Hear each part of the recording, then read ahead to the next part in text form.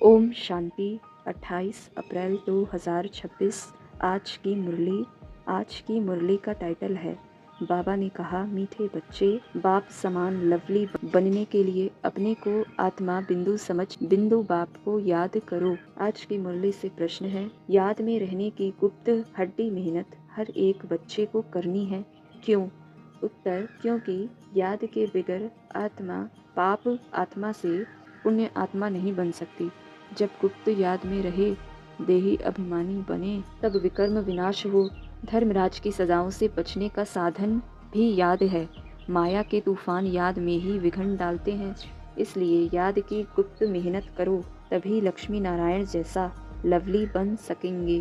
गीत। ओम नमो शिवाय। ओम शांति। यह महिमा है सबके बाप की। याद किया जाता है भगवान अर्थात बाप को। उन्हें माता पिता कहते हैं ना, गॉड फादर भी कहा जाता है। ऐसे नहीं सब मनुष्यों को गॉड फादर कहेंगे। बाप तो उनको यानी लौकिक बाप को भी कहते हैं। लौकिक बाप जिसको कहते हैं वह भी फिर पारलौकिक बाप को याद करते हैं। वास्तव में याद करने वाली आत्मा है जो लौकिक बाप को भी याद करती है। वह आत्मा अपने रूप को, ऑक्यूपेशन को नहीं जानती है। आत्मा अपने को ही नहीं जानती तो गॉड फादर को कैसे जानेगी? अपने लौकिक फादर को तो सब जानते हैं, उनसे वर्षा मिलता है, नहीं तो याद क्यों करें? पारलौकिक बाप से जरूर वर्षा मिलता होगा। कहते हैं, ओ गॉड फादर, उनसे रहम क्षमा मांगेंगे क्योंकि पाप करते रहते हैं। यह भी ड्रामा में नोंद है। आपको जानना बड़ा मुश्किल है। जो भी बच्चे अपने को ब्रह्मा कुमारी कहलाते हैं, वह भी अपने को आत्मा निश्चय करें। मैं आत्मा पिंडी हूँ, हमारा बाप भी पिंडी है, यह भूल जाते हैं। यह है डिफिकल्ट सब्जेक्ट। अपने को आत्मा भी भूल जाते तो बाप को याद करना भी भूल जाते। देही अभिमानी बनने का अभ्यास नहीं है। आत्मा बिंदी है, उनमें ही 84 जन्मों का पार्ट नोंधा हुआ है। जो मैं आत्मा भिन्न भिन्न शरीर ले पार्ट बजाती हूँ, यह घड़ी घड़ी भूल जाता है। मुख्य बात यही समझने की है। आत्मा और परमात्मा को समझने के सिवाय बाकी नॉलेज तो सबकी बुद्धि में आ जाता है। हम 84 जन्म लेते हैं, सूर्यवंशी चंद्रवंशी बनते हैं। यह चक्र तो बहुत सहज है। फिर बाबा कह रहे हैं, तुम ब्राह्मणों ने सब जाना है, सन्यासी भी नहीं जानते, न आकर समझेंगे। वह तो सब अपने अपने धर्मों में ही आने वाले हैं, हिसाब किताब चुकतू कर चले जाएंगे।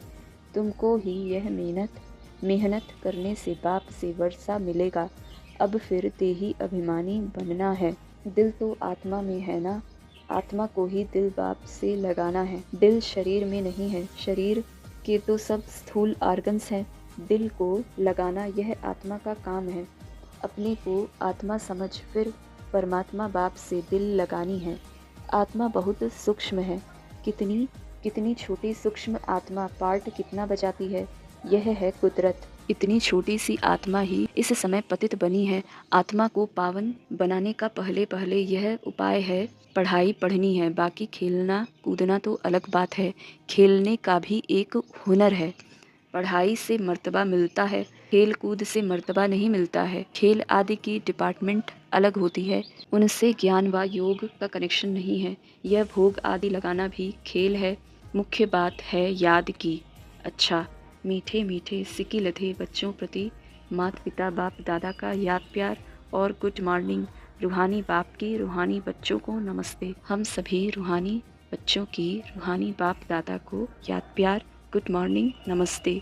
धारणा के लिए मुख्य सार। पहले पॉइंट, धर्मराज की सजाएं से बचने के लिए याद की गुप्त मेहनत करनी है। पावन बनने का उपाय है अपने को आत्मा बिंदी समझ बिंदु बाप को याद करना। दूसरे पॉइंट, ज्ञान में अपने को मियाँ मिट्ठू नहीं समझना है, एक रस अवस्था बनाने का अभ्यास करना है। बाप का जो फरमान है उसे पालन करना है। वरदान, हर कर्म करते हुए कमल आसन पर विराजमान रहने वाले सहज व निरंतर योगी भव। निरंतर योग युक्त रहने के लिए कमल पुष्प के आसन पर सदा विराजमान रहो। लेकिन कमल आसन पर वही स्थित रह सकते हैं जो लाइट हैं। किसी भी प्रकार का बोझ अर्थात बंधन न हो। मन के संकल्पों का बोझ, संस्कारों का बोझ, दुनिया के विनाशी चीज़ों की आकर्षण का बोझ, लौकिक संबंधियों की ममता का बोझ। जब यह सब बोझ खत्म हो तब कमल आसन पर विराजमान निरंतर योगी बन सकेंगे। स्लोगन: सहनशीलता का गुण धारण कर लो तो असत्यता का सहारा नहीं लेना पड़ेगा। सहनशीलता का गुण धारण कर लो तो असत्यता का सहारा नहीं लेना पड़ेगा। अव्यक्त इशारे: महान बनने के लिए मधुरता और नम्रता का गुण धारण करो। किसके संस्कार सरल मधुर होते हैं तो वह संस्कार स्वरूप में आते हैं।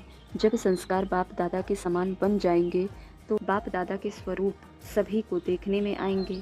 जैसे बाप दादा वैसे हूबहू वही गुण, वही कर्तव्य, वही बोल, वही संकल्प अनुभव होंगे। सभी के मुख से निकलेगा, यह तो वही लगते हैं। अच्छा, ओम